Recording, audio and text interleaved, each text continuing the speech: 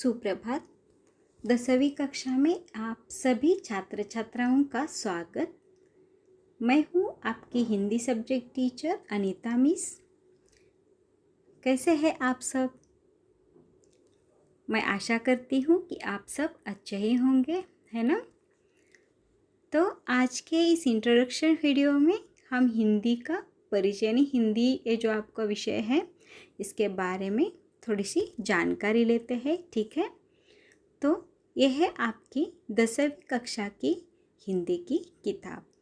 तो ये हिंदी लोक भारती 10वीं कक्षा एक किताब है। तो इसमें आपको 2 विभाग दिए गए हैं। इसमें पहला विभाग है पहली इकाई। इसमें गद्य, पद्य और पूरक पठन दिए गए हैं। इसके बाद दूसरी इकाई दी गई है। दूसरी इकाई में भी गद्य, पद्य और पूरक पठन दिए गए हैं। अब आपको हिंदी की वर्कबुक मिलेगी या आपको हिंदी की वर्कबुक लेनी होगी। जो भी इस पर स्वाध्याय या नोट्स दिए जाएंगे वो आपको वर्कबुक्स में लिखनी है। जब तक आपके पास हिंदी की वर्कबुक नहीं है तब तक आपको रफ बुक में नोट्स लिखने हैं और उसके बाद वर्कबुक पूरी करनी है, ठीक है? और आपको ग्रामर और कंपोजिशन के लिए एक नोटबुक बनानी है 200 पेजेस की, जिसमें एक ही बुक में आपको हाफ पार्ट करके फर्स्ट पार्ट में उपयोजित लेखन और सेकंड पार्ट में व्याकरण, इस तरह से आपको एक नोटबुक बनानी है, ठीक है? तो देखो, आपका जो पेपर रहता है हिंदी का उसमें 80 अंक किस प्रकार दिए जाते हैं ये देखते हैं। तो जो किताब में गद्य, पद्य है, पूरक पठन है, तो इस पर किस तरह से प्रश्न पूछे जाते हैं, व्याकरण पर किस तरह से प्रश्न पूछे जाते हैं, ये सब हम देखेंगे ही। तो पहले देखते हैं गद्य विभाग। तो गद्य विभाग में प्रश्न पहला इसमें रहता है अ, आ और ई। तो ए कुल 20 अंक के लिए रहता है, यानी पहला विभाग जो है वह गद्य विभाग है जो 20 मार्क्स के लिए रहता है। दूसरा विभाग जो है वह पद्य विभाग है। इसमें प्रश्न 2 अ और आ रहता है और ए 12 मार्क्स के लिए रहता है। इसमें तीसरा विभाग जो है वह पूरक पठन पर रहता है। पूरक पठन ए प्रश्न 3 अ और आ इसमें पूछे जाते हैं और ये 8 अंक के लिए पूछे जाते हैं, ठीक है? यानी देखो, गद्य जो है वह 20 मार्क्स के लिए, पद्य जो है वह 12 मार्क्स के लिए और पूरक पठन जो है वह 8 मार्क्स के लिए। ऐसे अंक इसके विभाजित कर दिए गए हैं। उसके बाद चौथा विभाग जो आता है वह है व्याकरण। इसमें प्रश्न 4, तो ये 14 अंक के लिए इस पर प्रश्न पूछे जाते हैं। और जो विभाग 5 रहता है वह है उपयोजित लेखन। ये प्रश्न 5 अ, आ और ई इस तरह से प्रश्न पूछे जाते हैं और ये 26 अंक के लिए रहता है उपयोजित लेखन। तो हमने देखा कि देखो, गद्य विभाग जो है वह 20 मार्क्स के लिए है, पद्य विभाग जो है वह 12 मार्क्स के लिए है, पूरक पठन जो है वह 8 मार्क्स के लिए, व्याकरण जो है वह 14 मार्क्स के लिए पूछा जाता है और उपयोजित लेखन जो है वह 26 मार्क्स के लिए आपको पूछा जाता है। कुल मिलाकर 80 मार्क्स हो जाते हैं और जो 20 मार्क्स है उसकी ओरल्स के रहते हैं और ऐसे कुल मिलाकर 100 अंक का आपका पेपर रहता है, ठीक है?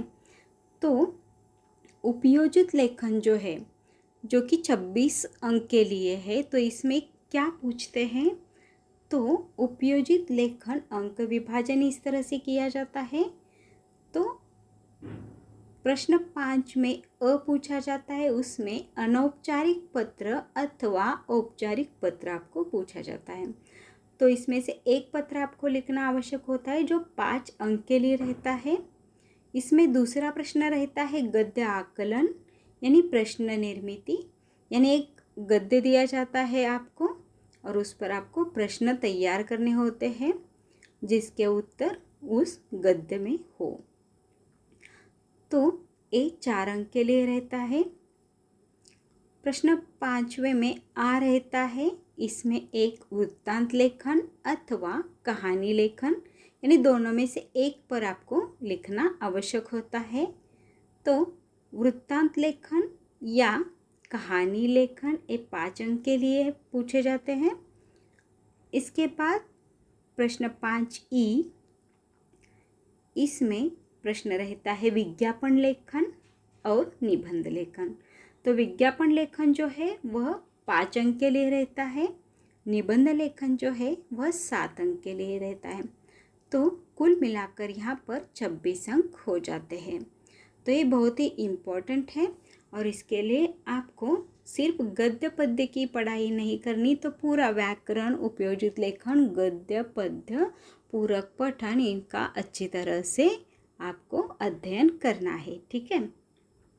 तो निबंध लेखन में क्या क्या पूछा जाता है, तो हिंदी की कृति पत्रिका में प्रश्न 5ई में निबंध लेखन के लिए 3 विषय दिए जाते हैं।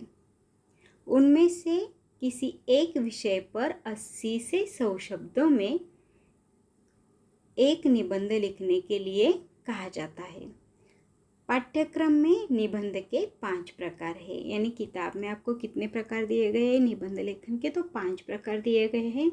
कौन से हैं, तो वर्णनात्मक निबंध, विवरणात्मक निबंध, विचारात्मक निबंध, कल्पना प्रधान निबंध और आत्मकथनात्मक निबंध।